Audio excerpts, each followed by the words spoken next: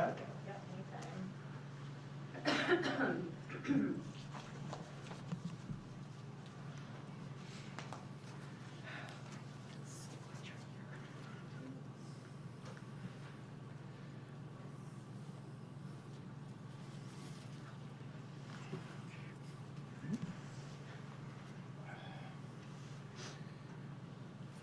Good afternoon. My name is Adrian Dix. I'm BC's Minister of Health. I'm honored to be here on the territories of the Musqueam, of the Squamish, of the Tsleil-Waututh First Nations. We're honored to be here on their lands. I wanted to let people, because people are on the phone with us from the media, know who will be speaking today. To start with, be myself, followed by the Minister of Labour, Harry Bains, the Honourable Harry Bains, the Secretary Business Manager of the HEU, Mina Broussard, the Minister of Education, Jennifer Whiteside, and Catalina Sampson, who's a dietary aide at Vancouver General Hospital. We're honored to have them there. We also have other guests with us today. Betty Valenzuela, the Financial Secretary of the Hospital Employees Union, is here. Barb Niederpaul, who's the President of the Hospital Employees Union, here. You know, I'm getting some help here. I like that. I like that. I need that.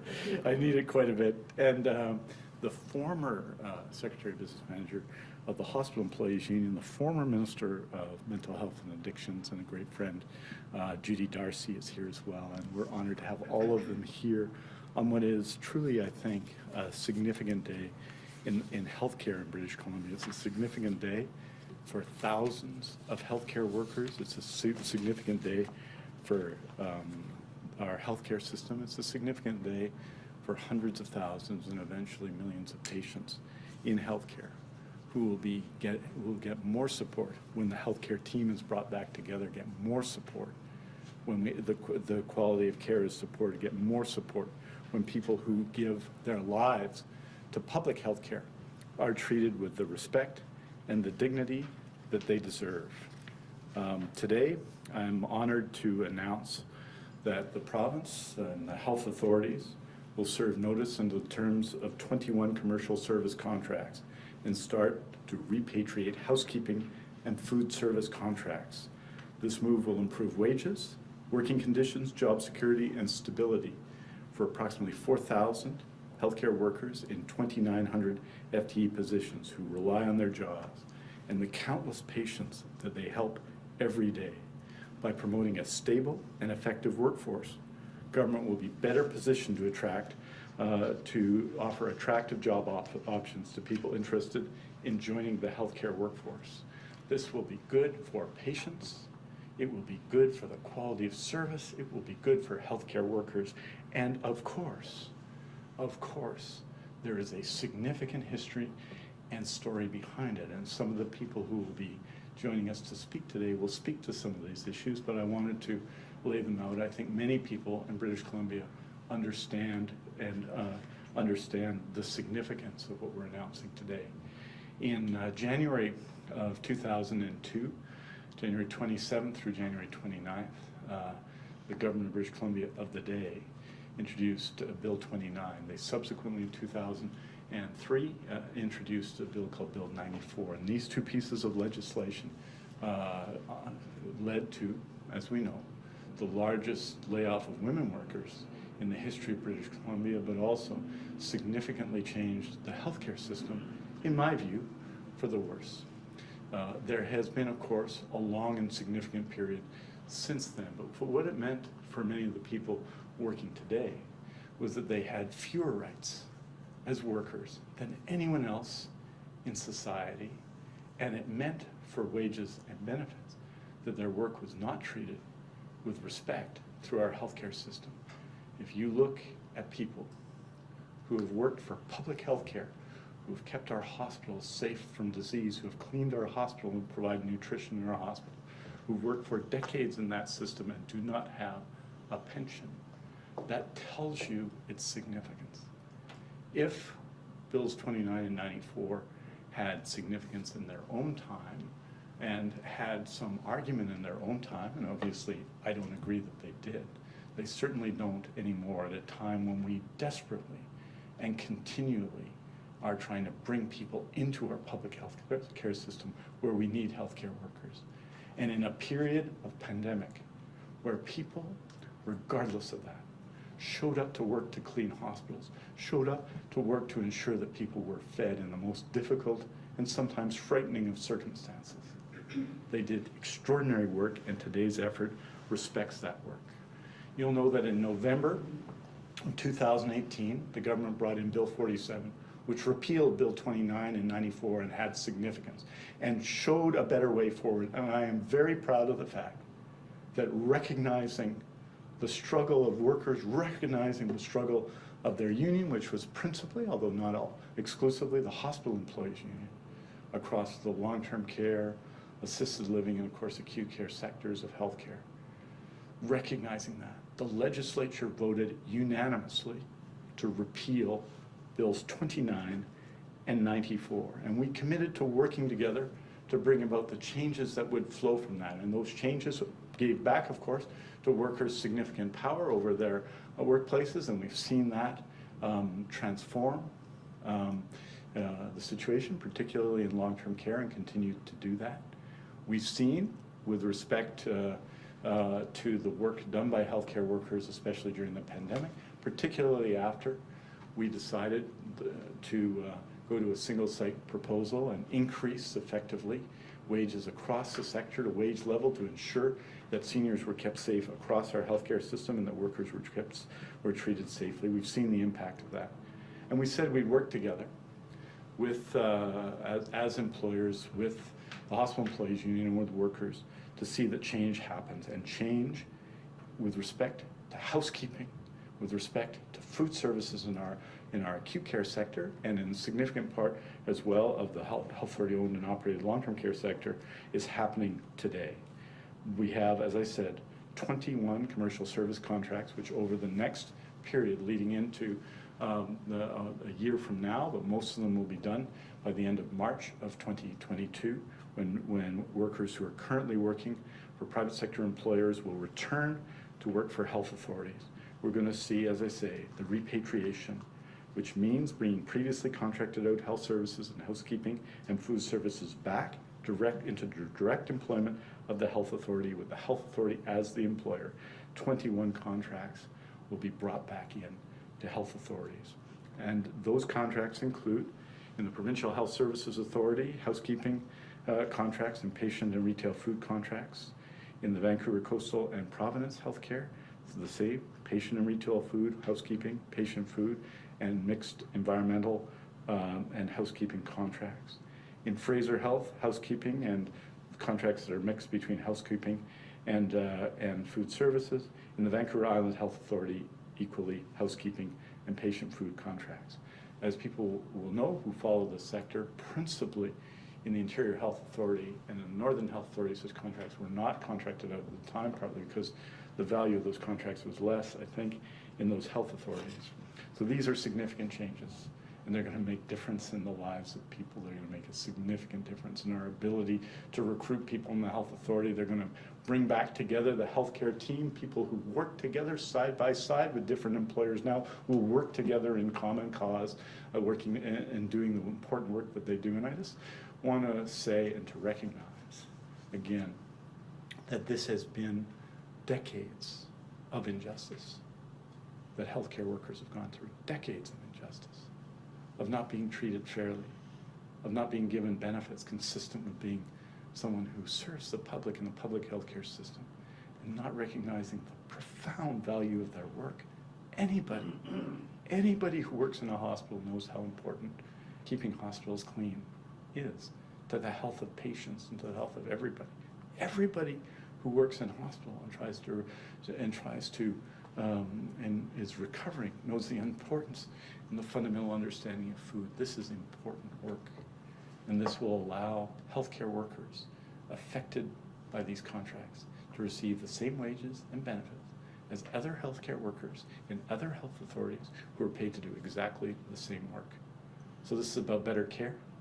This is about justice for people. This is about fairness. And this is about building a healthcare system that will continue to serve people in the decades to come. I'm proud to bring forward this initiative.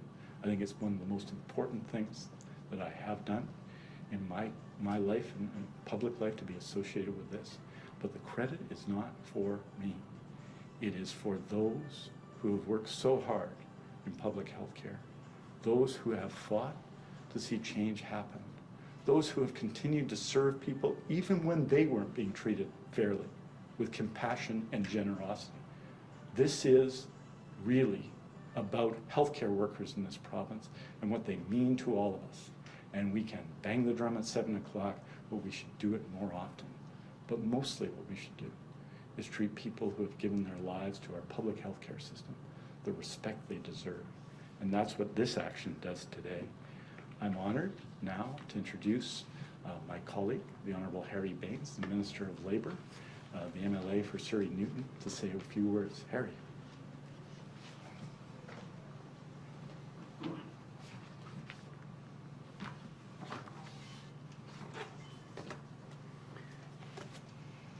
Thank you, Minister. I'm really happy and excited to be here today on this a great day for workers.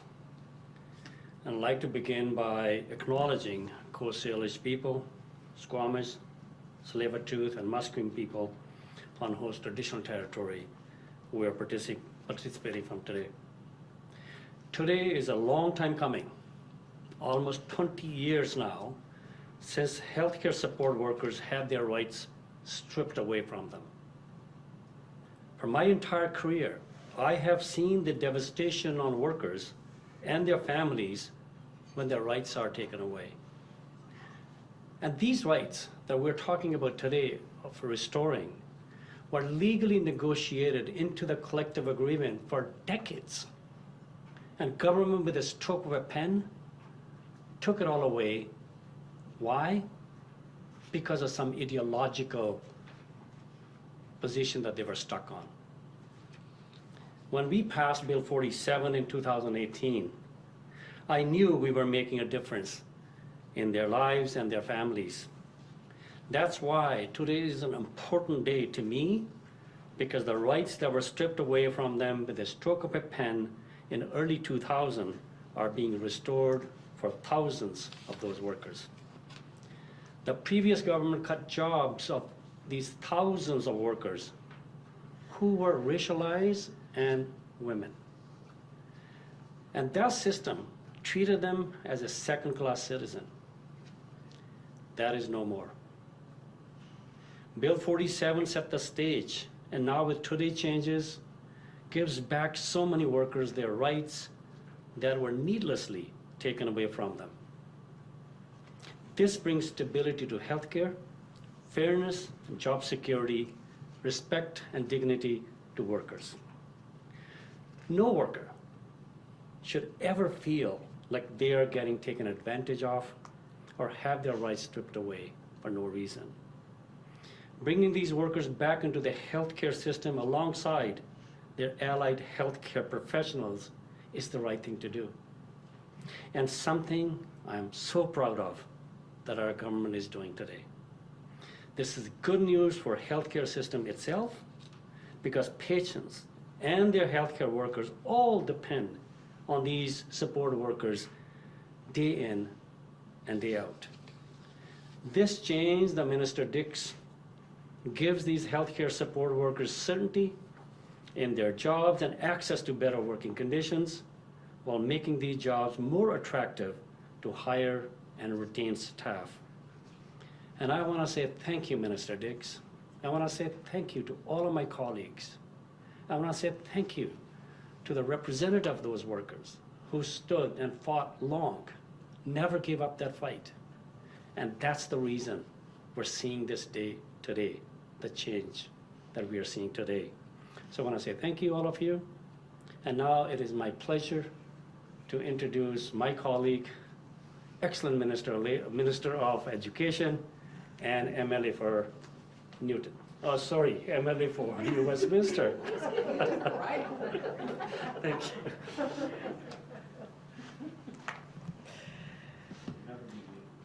Thank you so much, Minister Bains. Thank you, Minister Dix.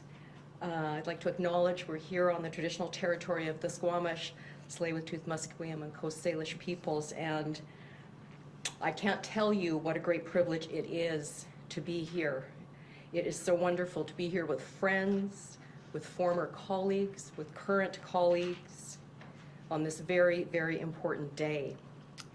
This announcement today represents literally a generation of work and advocacy. And my thoughts and my heart today is with Catalina, who you'll hear from shortly, with Cora, Evelina, with Juanito and John, and the countless other working people who stood up for themselves and for each other in the struggle for dignity and the struggle for the recognition of the important value of their work in our healthcare system, in our communities, and to our society.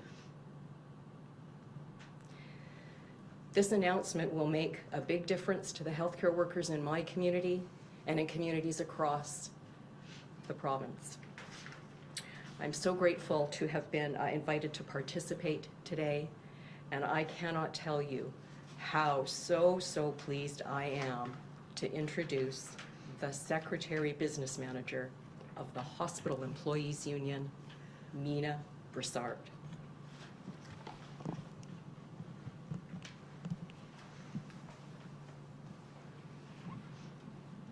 Wow, thank you, Minister Whiteside, for the introduction, and thank you, Minister Baines and Minister Dix.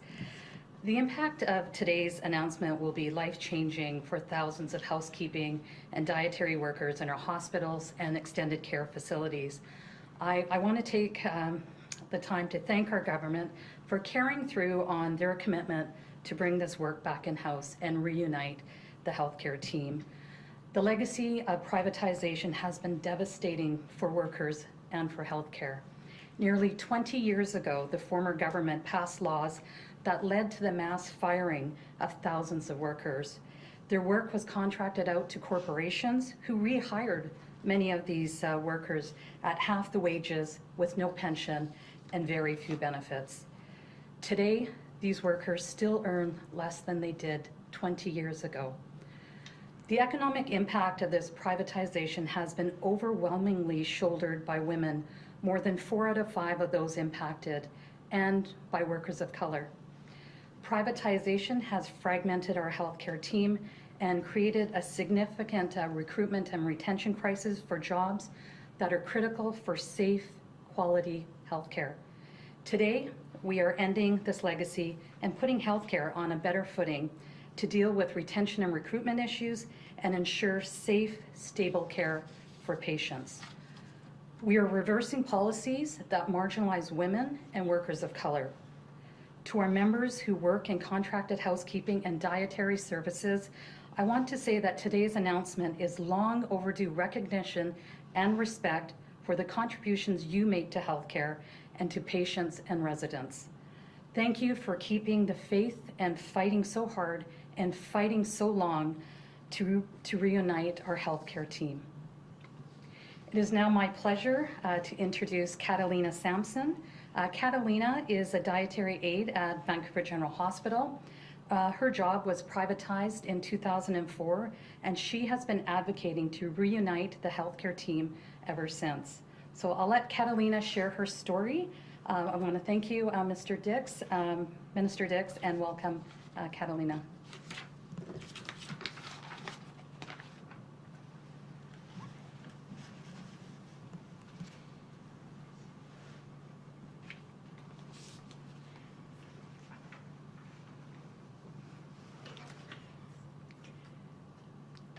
Thank you, Mina. Thank you, Minister Baines, Minister Dix, and Minister Whiteside. Thank you to everyone in the government who made this happen.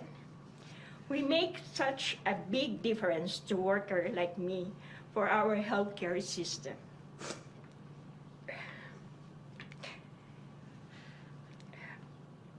In 2004, I went from my earning $18.10 an hour with benefits and pension to $10.15 an hour. I lost all my benefits. nothing. No sick time, no vacation, nothing at all. My life was thrown into chaos. I had to give up on a lot of my goals. But I was lucky. Some other people lost so much more.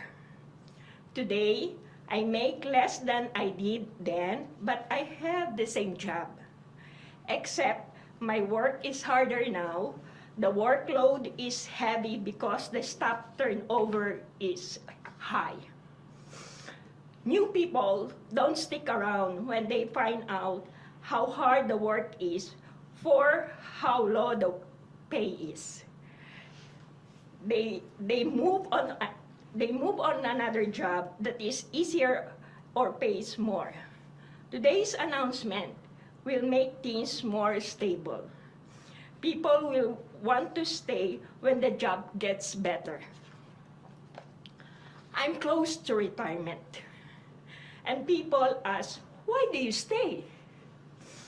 I stay because I know that we can make things better for those who come behind us, for the young people, for the people who will need to do the job in the future, so they can support their families doing this work.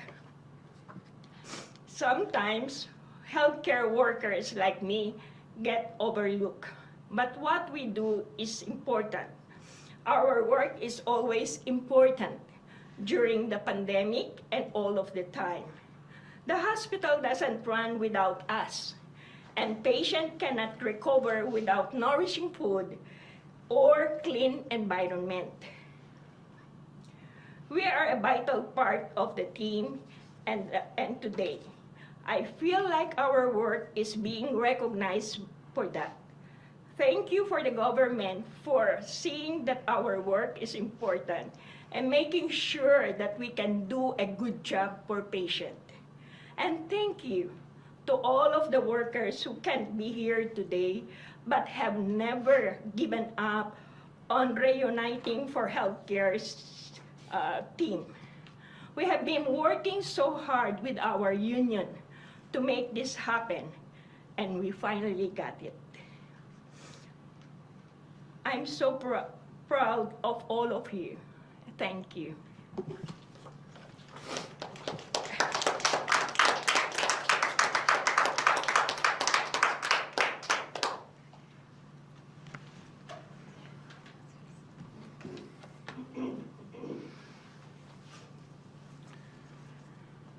Thank you, Catalina, and thanks to all our speakers today for presenting some of the issues involved. And we're going to go to questions now.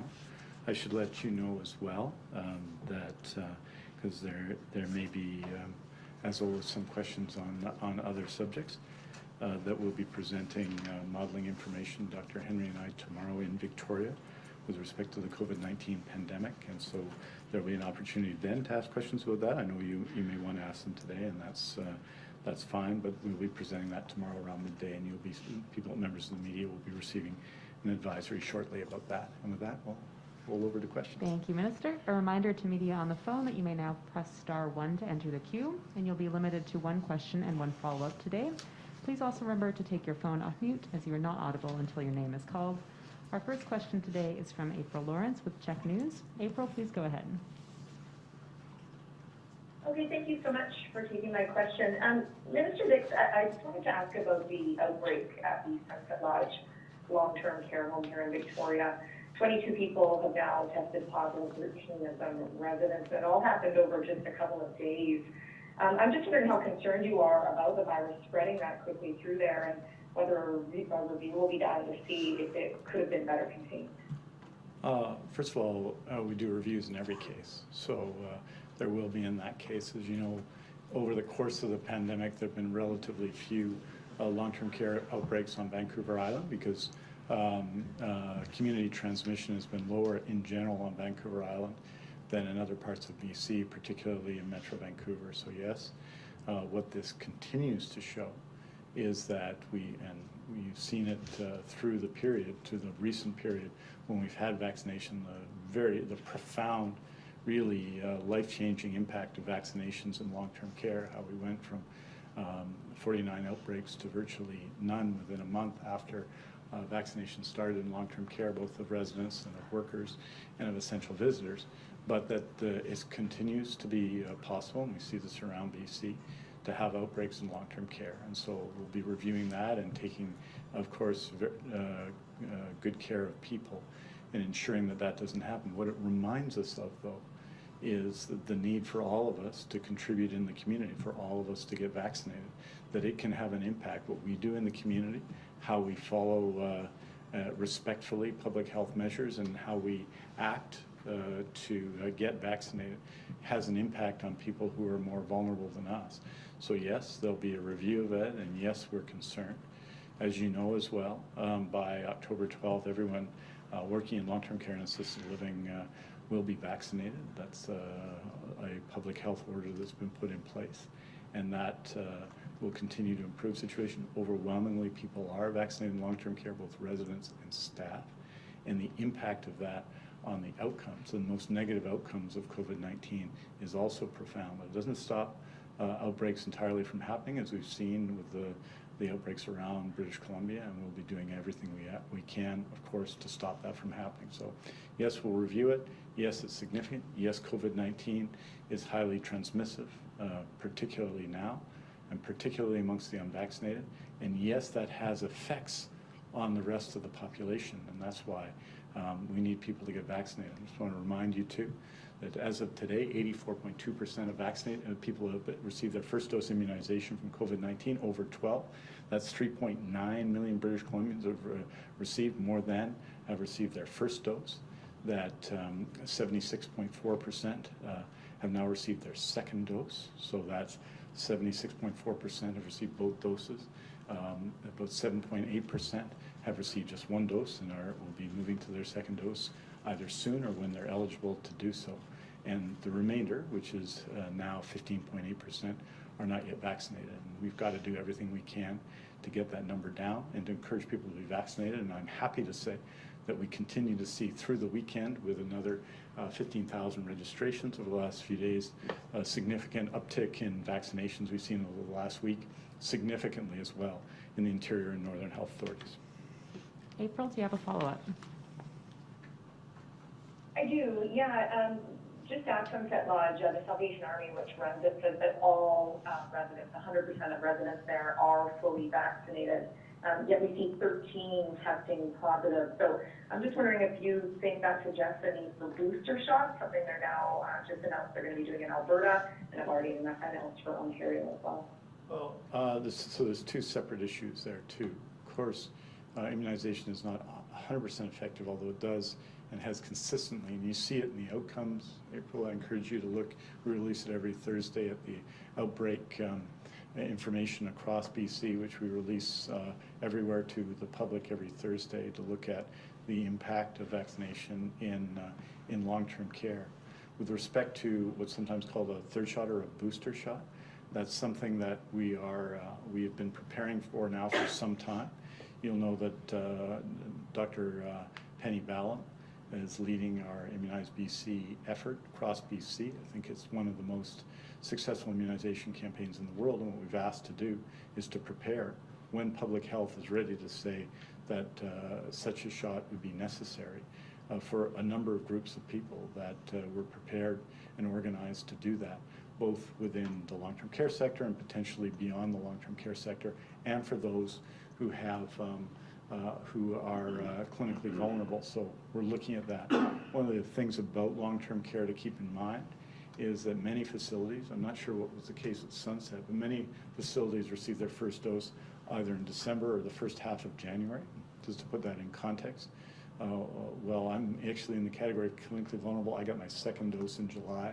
Many people in long-term care got their doses much earlier than that, BC continues to benefit from the decisions made by Dr. Henry to create more distance, a larger interval between first and second doses in terms of the durability of the vaccine here. But we're looking at these steps now, and we're prepared to take action should that be required and should that be advised by public health, both looking at long-term care but also looking at other sectors. But I don't think it's the case that this is an issue of a booster shot happening or not happening. It is, of course, possible to see the transmission of COVID-19 even in some vaccinated population. We've received you received the detailed numbers on that. You're probably 10 times or more likely to test positive for COVID-19, to get COVID-19 if you're not vaccinated. You're more than 20 times more likely to be in hospital if that's the case. And that is the profound argument to get vaccinated. I encourage everyone to do it for themselves and for people around them who are vulnerable to COVID-19. Our next question is from Mike Hager with Global Mail. Mike, please go ahead. Thanks for taking my call or my question. Wanted to get some clarity on just what will happen with the enforcement of the passport that's, the vaccine card that's due to be beginning that system in a couple of weeks. We have the RCMP union saying they're going to file now. There's not enough of them right now to help businesses enforce these new rules that are coming. And you also have a growing number of businesses that are pledging to not ask their patrons about vaccination status and basically reject the vaccine card system. So what is the province doing to ensure that the system gets enforced? Well, first of all, right now we know that the vaccine card system will come into place on September 13th. And the thing we can do right now, and I'm encouraged to see so many people in British Columbia, especially so many young people, because the large boost in immunization we've seen is amongst young people.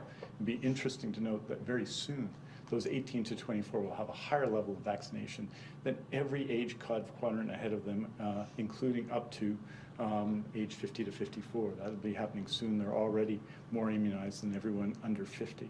So that's a significant improvement in that category. We're seeing very significant improvements in those 12 to 17, and 84.2% across the province over 12 is a significant, I think, achievement of our effort, but we're going to continue to push. I expect to be by Labor Day over 85%, and that is, and that's something we want to continue. Why are we doing the vaccine card? We're doing the vaccine card to allow businesses to stay open in these challenging conditions. We're doing the vaccine card, of course, to encourage immunization, and that has and is having that effect.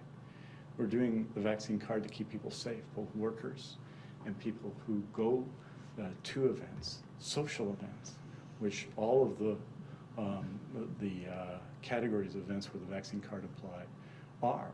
They're social events. So what we're saying is that this is the best possible option, that if, for everybody, and that it's going to be put in place by public health order, meaning just like many of the other rules that are applied, for example, in the restaurant sector or other sectors, to keep people healthy, that give confidence in our system, that build confidence in our system. This will be of the safety of food and the safety of restaurants. This will be another one of those to ensure that the public is kept safe, to ensure that restaurant employees are kept safe, to ensure that we stop spread of COVID-19 in those places, and that we encourage vaccination in that process. And there are, of course, alternatives. Some people would argue, well, the alternative to allowing 85% of people to go to restaurants, or 84.2% today, is to shut down those restaurants and go back to takeout for everyone. And I don't think anybody, and this is why the leading advocates for a vaccine card have been in the business community, because they understand and we understand the importance of safety for patrons, that builds public confidence, that brings everyone, I think, together in common cause. And so I'd encourage everyone to get vaccinated. Yes, over the next week, into next week, we'll be providing details about how it works. But what you need to know now is it's time to get vaccinated. It's time to get vaccinated everywhere.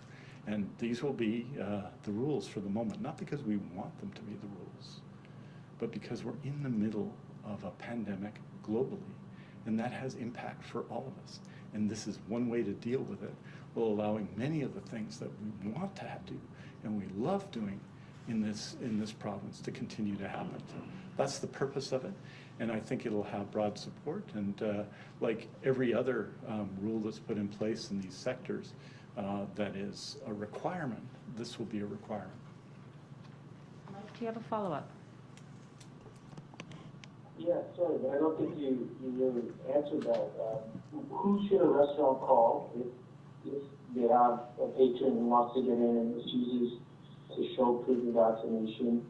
And then the flip side is, what will the province do and through which agency to crack down on businesses that right now are saying, they don't support the system, it infringes upon their freedoms, and there's no way that they're going to take part in this system. So they're already telegraphing that they want no part of their work. So on those two fronts, a business that has a patron that will not answer and prove that they're vaccinated, and then to which agency will the province crack down on businesses that refuse to participate? Well, rules are enforced in BC, and support is given by public health agencies, environmental health officers, for example. Where disturbances take place, of course, you would expect that where an actual disturbance takes place, that police would be called, and that would be an expectation.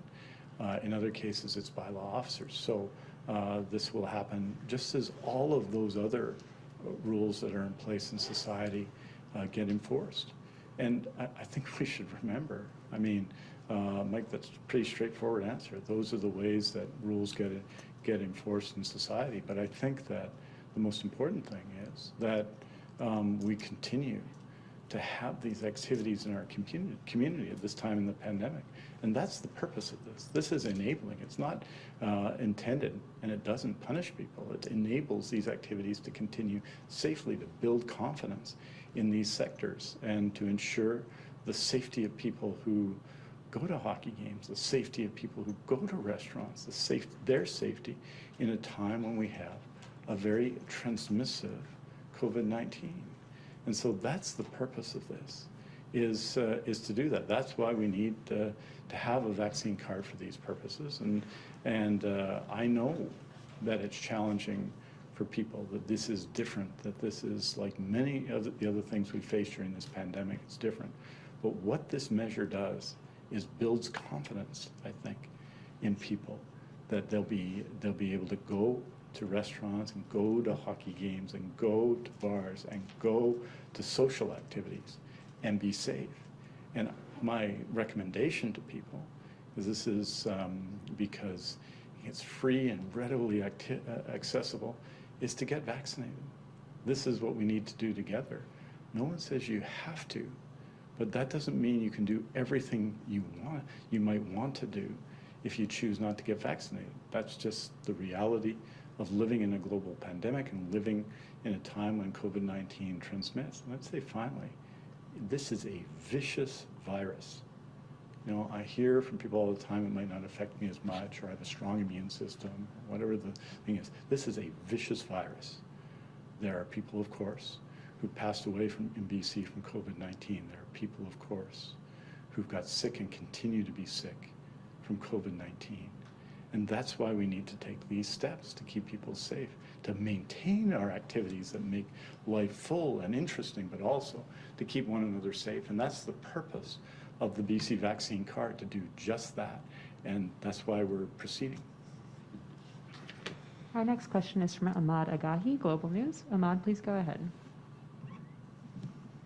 I'm going to follow up with that. I think the concern here with the vaccine card isn't around it being in place. I think there are concerns in the industry on how they can go about working with the province to enforce it. And And for example, a restaurant or an eatery or a bar has concerns over how their newly trained hostess or host will have to encounter that situation, and I think they're asking for more guidance on what it will look like, and with the police union having concerns about budgeting and resources. I'm also wondering when this program was being thought of and put into place, if there was any discussion had on bringing in some budget and resource to the RCMP, just so that they don't have to take away officers from other calls that may be more urgent to deal with it.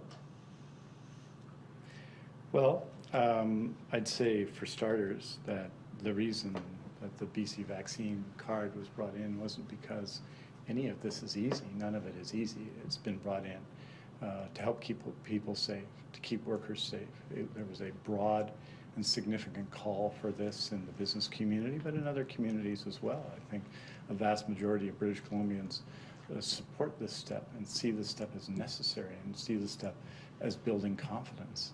And every time you take action, we had a long discussion of this, and we've had different discussions of this around issues around masks, and in a general sense, that has been handled, I think, very well in workplaces, very well by workers.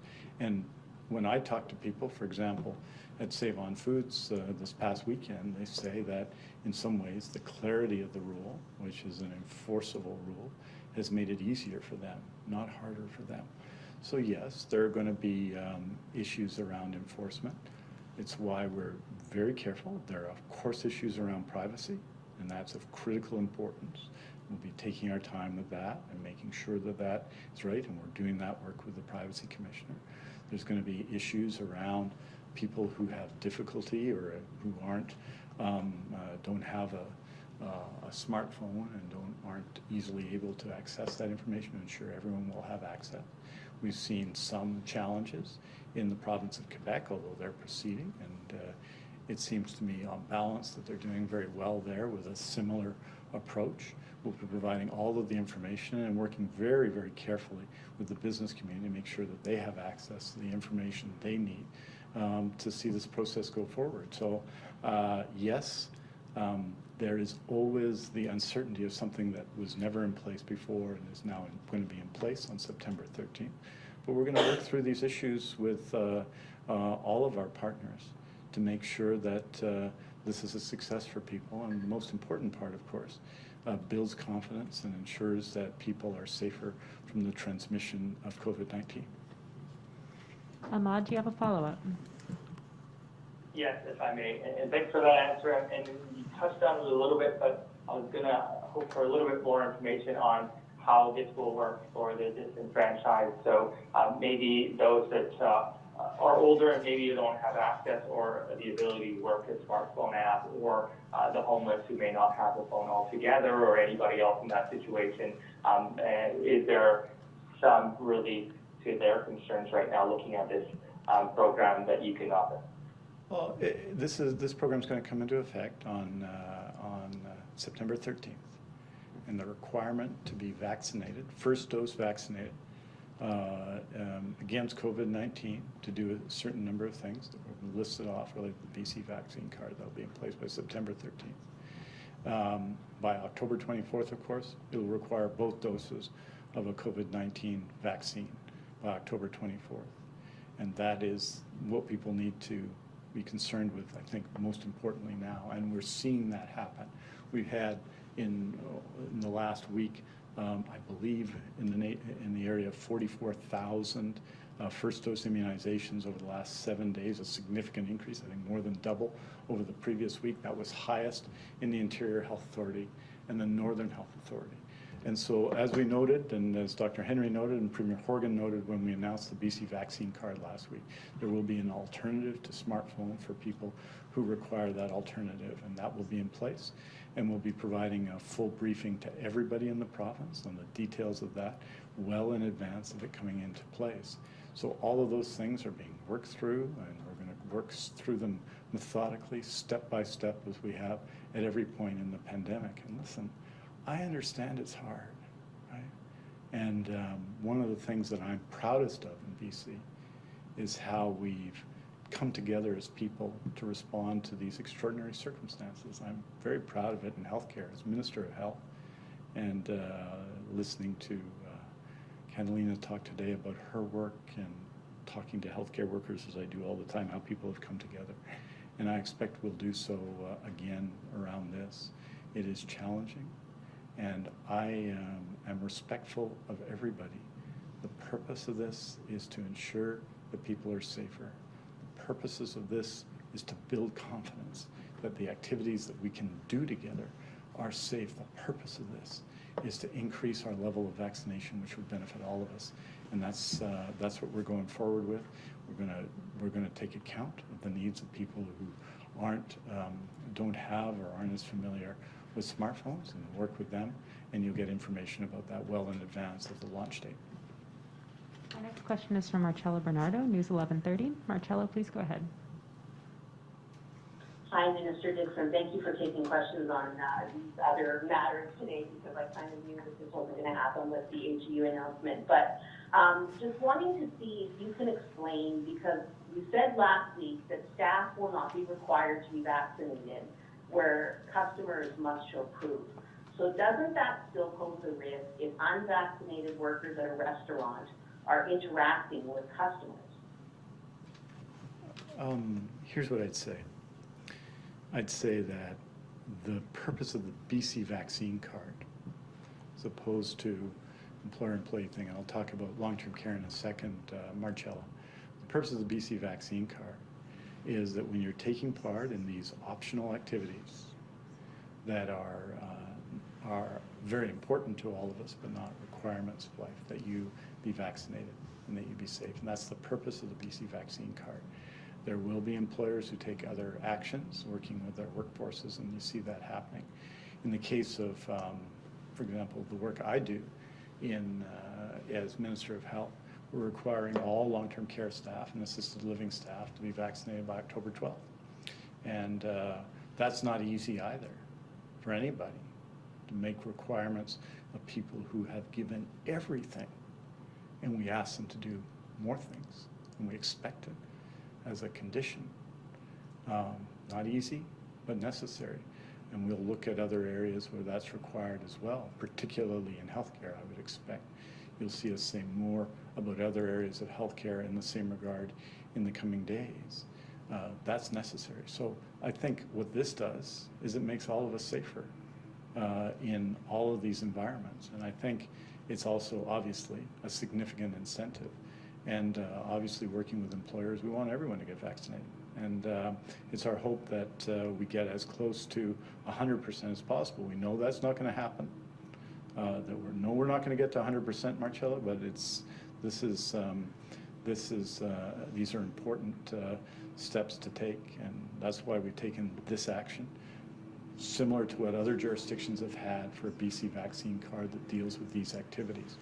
What happens, the issues in workplace and keeping workplace safe, we of course have been a central focus of what we've done for months and months and months and months. Marcella, do you have a follow-up? So if you could just say, why is it that employers are not being asked to force their staff to get vaccinated? Because I'm assuming that the staff who want to go to a restaurant, who want to go to a concert, who want to go to a hockey game will have to have proof of vaccination if they go somewhere else. But my other question to you was to ask what adjustments are being made when it comes to faith gatherings, because I found out over the weekend that there are many people that are concerned about people not having to wear masks when they go to church services. So is that going to be adjusted as well? Well, with respect to faith gatherings, I think that we have done, really since March 2020, an extraordinary amount of work with faith communities to have COVID safety in place in those communities. And of course, for a long time, a significant time, particularly through the end of last year and the beginning of this year, including at major religious holidays of all faiths, we were not essentially allowing people to come together. And what we did was we did the work. Dr. Henry has led that work. The Premier has led that work with faith gatherings to ensure that faith gatherings take place in safety. And all faith communities have such plans in place, and naturally are expected to. They're not expected to just by public health, but they, as you know, faith communities take this very seriously. The safety of members in faith communities is a very important thing, and that's something that that we see as a priority. So right now, we put back in place, the public health put back in place last Tuesday, a province-wide mask mandate in a broad variety of circumstances, and that mask mandate is in place. As you know, we put it in place a week ago last Friday in Interior Health, in the Central Okanagan Local Health Area before that, and that's for a broad number of activities and communities. And I have to say, I was briefly at the Metrotown Mall. I saw a lot of people. I saw no one without a mask. I've been to Save On Foods. I saw a lot of people. No one was without a mask. I went to Safeway, Kingsway, and Tyne. Saw a lot of people. No one wasn't wearing a mask. And I think that when you, in faith communities as well, at least in the two services that I've attended recently, overwhelmingly people are wearing a mask. And I attended a funeral on the weekend of a very prominent person in New Westminster, Jerry Mercer, really a great Canadian in New Westminster, who recently passed away. That happened with a small group and with people at a distance. So I think faith communities are responding to this as well in a positive way. And we're seeing that in terms of outcomes. We look at every case, Marcello, every single case. And where we see transmission right now is in social gatherings, and that's why we've taken the actions we've taken. We have time for one more question today, and that will be from Bonit Brake with CBC. Bonit, please go ahead. Thanks for taking my question. So BC saw its highest COVID numbers since April 4th on Friday, and while vaccine passports are coming, people will be moving inside as the weather changes. Just wanting to know, is the province looking at further measures to curb the growth of the fourth wave?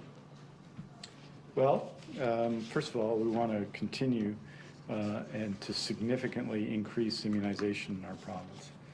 We have one of the highest levels now in Canada, and we need it to be higher. You see, when you see the vast majority of cases in the small number and the small percentage of those who are unvaccinated, how effective immunization can be, vaccination can be. And so we want that number to continue to be higher. It's going to be more than 85 by Labor Day, 85%. That means there'll be 15% left who are not fully vaccinated. That's 3 out of every 20 people. And we need to work on that and continue to reduce that number. So that's first of all. Second of all, we need and we will have a very significant effort to deal with other respiratory illnesses, particularly influenza in this season, because we had, I think, a great deal of success last year and some good fortune in the lack of influenza in a critical time in our province. We need to focus on that again. We've just put in place, as you know, a province-wide mask mandate as of last Tuesday. In addition, we will not be going at the first available date, September 7th, the first possible date under our plan, to step 4 in our reopening plan. And of course, we'll be bringing in place on September 13th, and then for both doses, October 24th, the vaccine passport. And what we're going to do is continue to do what we've been doing from the beginning, which is adapt. We understand that measures affect people. We understand they affect people. We understand that every time you take a step, that it has other consequences. We know, for example, and here with my colleague, my former colleague, Judy Darcy, we know the impact that the pandemic had of people living with addiction and the risk that it put into their lives. So we know these things have an impact.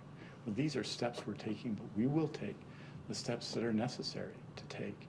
And we'll have a lot more to say about that tomorrow, and you'll see the updated view on modeling and on where we are in the COVID-19 pandemic from Dr. Henry and myself tomorrow, and that will give people a chance to assess where we are. But these are significant actions that we're taking. They're significant ones that are in place, and we need to take those actions, including safety plans in schools and in both K-12 and post-secondary education, to keep children and students safe. Bonnie, do you have a follow-up? Yes, I do. The police union says it has concerns about the idea that the Premier floated of calling police to deal with vaccine passports. They say they are already stretched. Has the province spoken to police, and will there be more resources allocated to police departments? Look, of course. I mean, of course, There are going to be challenges when you bring in something new, such as the BC vaccine card, which we brought into place September 13th, and I encourage everyone to get immunized. And like similar measures that are in place now to ensure public health, there are enforcement mechanisms. Some of them are through health authorities, some of them are through bylaw officers, and some of them, when necessary, of course, will involve the police should that be necessary. But I think in general, what I hope and what I expect to happen is that many people in the next days will get vaccinated, that British Columbians will respond to a sense of fairness and the requirements to keep one another safe that I think have been a hallmark of our behavior as people everywhere in BC throughout this pandemic. And I expect that to be the case with respect to the BC vaccination card. And we'll be supporting businesses, because much of this, of course, takes place in businesses out there. We'll be supporting businesses and working with them in the period leading up to the 13th to make sure people are ready. And there will be things, and you're seeing this in the province of Quebec right now, that aren't anticipated, and we'll respond to them as well. But working together, this is something that we can do, and we need to do, because we need to it's important that we reduce transmission of COVID-19. It's important that we keep people as safe as possible. It's important that we keep all of these important things in society open. And that means taking the measures necessary to keep them open. It's important that we do all of these things. And that's why we're taking the steps that we're taking with the BC vaccine card. That's why so much work has gone into it. And that's why we're going to go through this period and work methodically with all the people involved to make sure it works effectively. I think that's all it. the time we have for today. Is that all Thank the time? you. Yes. Thank you, Thank everyone, you. for joining. Thank you. See you tomorrow.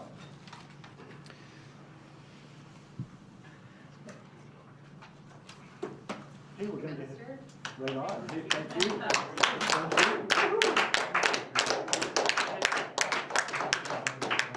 So we're going to take some pictures here. We've got a little British Columbia behind you.